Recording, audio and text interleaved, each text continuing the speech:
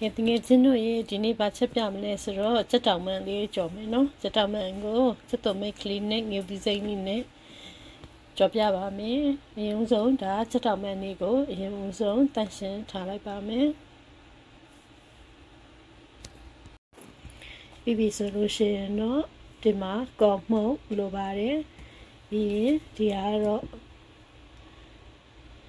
KUC ပါ KUC လိုအပ်တယ်ပြီးပြီဆိုလို့ရှိရင်ဒီမှာဒါကစာပြီးပြီဆိုလို့ရှိရင်ဒါကတော့ပဲငယ်ပြာကြီးပါ soy sauce ပြီးပြီဆိုလို့ရှိရင်တော့ဒါကတော့ငရုတ်ကောင်းလေးပါ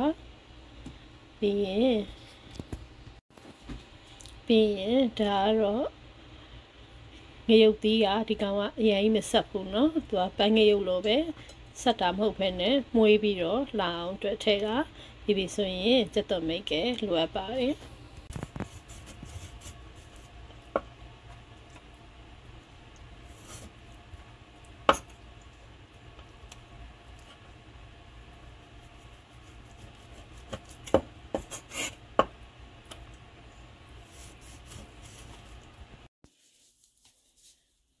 ရင်ဦးဆုံးစားထည့်မယ်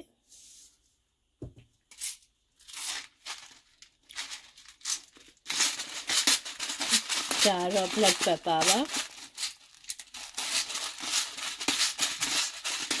ဒီရုပ်ကောင်းမှုထည့်ပါမယ်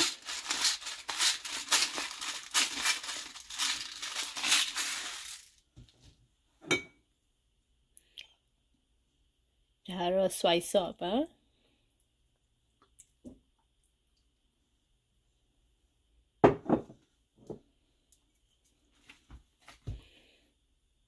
ဒါတော့ KUC ထည့်တာပါ oyster sauce ပါဒါကပြောက်မှုန့်ထည့်လိုက်တာပါ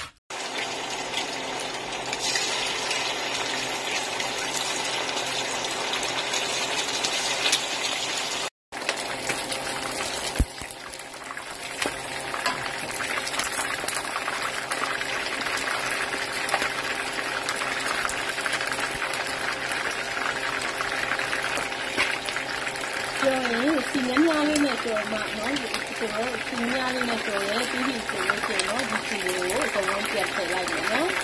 စီများများလေးနဲ့လည်းပြန်ပြီးတော့ဆက်ပါမယ်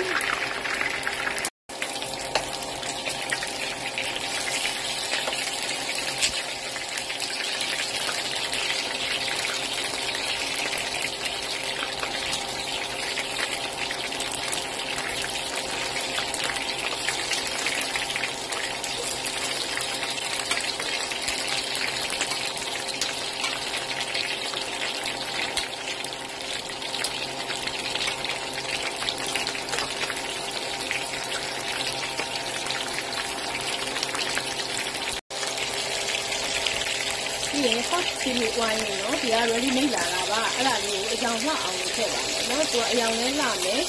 ပွေးရမှုန်းမယ်သူတို့ဒီဥစ္စာကသူတို့လောက်ထားရတာဒီသူတို့ဒီဥစ္စာဒီကသူတို့ပါကောစားပေါ်ရပါလို့နှမ်းနေအကုန်လုံးဆက်တာလေးကသူတို့မှုန်းမှုန်းလေးကို ready made လာတာပေါ့နော် hot chili sauce ကိုခေါ်တယ်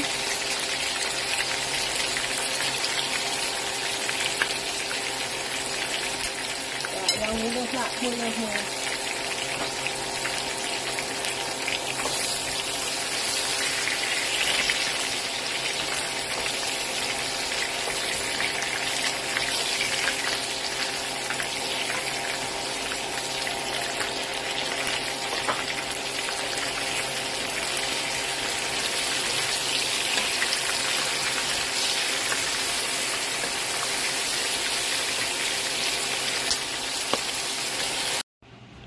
လောလောကူကူရေကိုရှင်းလေးနဲ့အရသာရှိတဲ့စက်တောင်မှန်ဆက်ကြော်လေးရပါပြီနော်သူကငရုတ်သီးကအရင်မဆက်တဲ့အတွက်ခက်ဆက်အရသာလေးပဲဖြစ်မယ်